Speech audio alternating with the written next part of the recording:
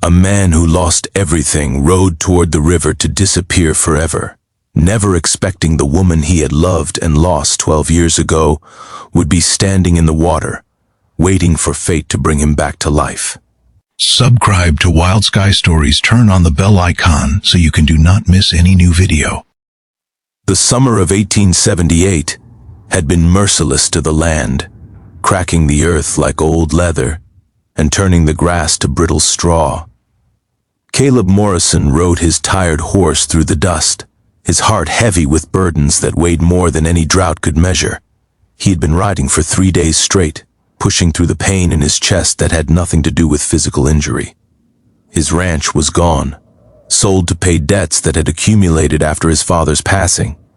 Everything his family had built over 30 years now belonged to strangers, and Caleb had nothing left but his horse, a few coins, and the crushing weight of failure. As the afternoon sun beat down mercilessly, he spotted the glimmer of water ahead. The Sweetwater River still flowed, though weakly, and Caleb guided his exhausted mare toward its banks. He needed to rest. He needed to think. He needed to find a reason to keep going. When he reached the riverbank, he dismounted slowly, his bones aching from days in the saddle. That was when he heard the gasps. 2 women stood ankle-deep in the shallow water, their skirts lifted and tied at their knees. One was older, perhaps in her 50s, with silver-streaked hair escaping from a loose bun. The other was younger, maybe close to his own age of 32, with auburn hair that caught the sunlight like copper fire. Both women stared at him with expressions of pure shock. The older woman recovered first, placing a protective hand on the younger woman's arm. "Sir, you startled us. Something terrible." Caleb removed his hat immediately, pressing it against his chest. "Forgive me, ma'am. I meant no disrespect. I was only seeking water for my horse." The younger woman had not stopped staring at him. Her eyes were the color of spring grass, and they held something Caleb could not identify. Recognition? Fear? Hope? "Caleb?" she whispered. "Caleb Morrison?" He squinted at her, truly looking now. The shape of her face, the small scar above her left eyebrow, the way she tilted her head when she was uncertain. "Eliza?" The name came out as barely more than a breath. "Eliza Thornton?" She laughed then, a sound that broke something open inside his chest. "It has been 12 years, Caleb. I thought perhaps you would not remember." How could he not remember? She had been the daughter of the schoolteacher in their small town. They had been young and foolish and desperately in love. He had planned to marry her, had even saved money for a ring, but then her father had taken a position back east, and Eliza had been dragged away in the middle of the night without even a chance to say goodbye. He had waited for letters that never came.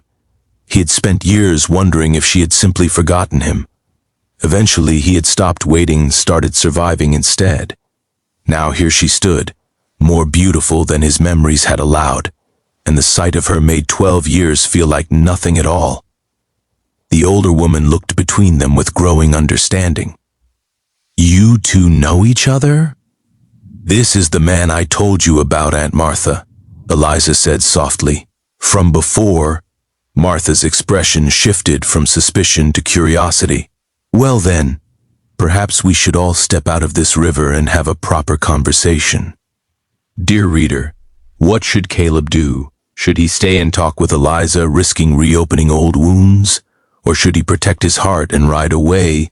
If you believe he should stay, continue reading. Caleb stayed. They gathered on the riverbank, beneath the shade of a massive cottonwood tree. Martha busied herself with wringing out her skirts, while keeping a watchful eye on the young pair. "What brings you to this territory?" Caleb asked, still struggling to accept that Eliza was real and present before him. Eliza's expression grew somber. "My father passed 2 years ago. I married a man he approved of, but he was not kind." She paused, her voice catching. "He died last winter in a fever epidemic. I inherited nothing but debts. Aunt Martha was the only family I had left, so I came west to find her." "I am sorry for your losses," Caleb said, meaning it deeply. "And you?" Eliza asked. "You were meant to inherit your father's ranch." The Morrison spread was the finest in 3 counties. The shame burned through Caleb's chest. The ranch is gone, lost to debts and bad seasons and my own poor judgment. I am on my way to nowhere in particular, hoping to find work as a hired hand somewhere. Martha stepped forward then, her eyes sharp with intelligence. "Young man, I run a small farm about 4 miles east of here. My husband passed 3 years ago, and I have struggled to maintain it alone. I need help, and I cannot pay much, but I can offer food and shelter in exchange for honest labor." Caleb looked at Eliza, who was watching him with that same unreadable expression. Working alongside her every day would be torture of the sweetest kind. But what choice did he have? "I accept your offer, ma'am," he said. With gratitude, the weeks that followed were filled with hard work and harder emotions. Caleb threw himself into repairing fences, tending to the small herd of cattle, and fixing the 100 small things that had fallen into disrepair on Martha's farm. During the days, he and Eliza worked side by side in careful silence. During the evenings, they sat on the porch and slowly, painfully began to talk. Eliza told him about her father's decision to leave so suddenly, how he had forbidden her from contacting anyone from their old town. She told him about her husband, a cold man who had never struck her, but had never shown her warmth either. She told him about the loneliness that had defined her life for 12 years. Caleb told her about waiting for her letters, about the hope that had slowly curdled into resignation. He told her about watching his father work himself to death, trying to save the ranch, about the guilt that kept him awake at night. He told her things he had never spoken aloud to anyone. One evening, as autumn began to paint the leaves in shades of gold and crimson, Eliza found him standing by the corral, staring at nothing. "You are thinking of leaving," she said. It was not a question. Caleb did not turn around. "I'm a burden here. Martha does not have enough money to feed 3 mouths through winter, and you deserve better than a failed rancher with nothing to offer." Eliza stepped closer until she was standing beside him. "Do you remember what you said to me the night before my father took me away?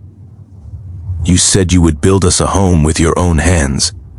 You said that as long as we had each other, we would never truly be poor. I was young and foolish. You were young and honest." She reached out and took his hand. "Caleb, I have had money. I lived in a fine house with a respectable husband, and I was miserable every single day because none of it meant anything without love. Do you not understand? I have never stopped loving you, not for a single moment in 12 years." Dear reader, should Caleb confess his feelings, or should he push Eliza away to protect them both from future heartbreak? If you believe he should confess, continue reading. Caleb turned to face her, and he saw tears glistening in her green eyes. For the first time in years, he allowed himself to feel hope. "I never stopped loving you either," he whispered. "I tried. God knows I tried. But every time I looked at he sunset or heard a meadowlark sing, I thought of you. You were always there, Eliza. Always." She stepped into his arms then, and he held her as if the past 12 years had been nothing more than a terrible dream from which they were finally waking. "I have nothing to offer you," he said into her hair. "No land, no wealth, no future worth speaking of. You have yourself," she replied. "That is all I ever wanted." From the farmhouse window, Martha watched them with a knowing smile on her weathered face.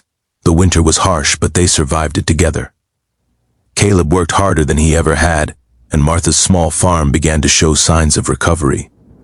Eliza proved to be as capable with numbers and planning as she was with a needle and thread, and together they found ways to stretch every resource. By spring, Caleb had saved enough to buy a modest engagement ring from the traveling merchant who passed through the territory. He proposed to Eliza on a warm April evening, kneeling in the same spot by the corral where she had first told him she loved him. She said yes before he could even finish asking the question. pulling him to his feet and kissing him with 12 years of longing finally released. They married beneath the cottonwood tree by the Sweetwater River, the same place where they had been reunited. Martha served as both witness and celebrant, reading from her worn Bible with tears streaming down her cheeks. But fate was not finished blessing them. 2 months after the wedding, a letter arrived that would change everything. Caleb's father's old friend, a man named William Cooper, had passed away. His will contained a stunning revelation. William had borrowed money from Caleb's father decades ago and had never forgotten his debt. He had died without heirs and had left his entire property to Caleb Morrison, the son of the man who had once saved him from ruin. The Cooper Ranch was twice the size of what the Morrisons had lost. It came with healthy cattle, working horses, and enough money in the bank to ensure its success for years to come. Caleb stood holding the letter, his hands trembling. "I do not deserve this," he said. "I failed my father. I lost everything he built." Eliza took the letter from his hands and set it aside. Then she took his face in her hands, forcing him to look at her. "You did not fail," she said firmly. "You survived circumstances that would have destroyed lesser men. You kept your kindness and your honor intact, and now life is giving you another chance. We are going to take it together."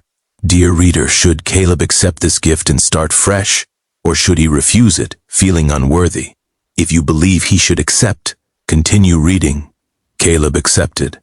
They brought Martha with them, of course. She sold her small farm to a young family just starting out and came to live in the main house of the Cooper spread, which Caleb immediately renamed the New Morrison Ranch. 3 years later, Caleb stood on the porch of their beautiful ranch house, watching his daughter take her first wobbly steps across the grass. She had her mother's copper hair and her father's determined expression.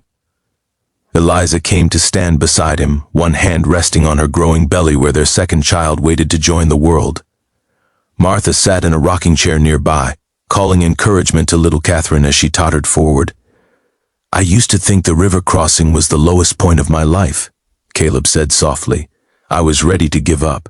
If that particular bend in the river had not been where you and Martha chose to cool your feet that day, I might have kept riding until there was nothing left of me." Eliza leaned her head against his shoulder. "And I used to think that losing everything meant losing all chance at happiness. But losing everything is what brought me back to you." He wrapped his arm around her, pulling her close.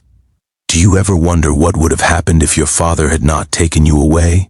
If we had married when we were young?" "Sometimes," she admitted. "But I think we needed those years apart. We needed to become the people we are now. The young man you were could not have appreciated what we have. The young woman I was could not have either. We had to learn what truly matters." Catherine reached her grandmother's chair and squealed with triumph.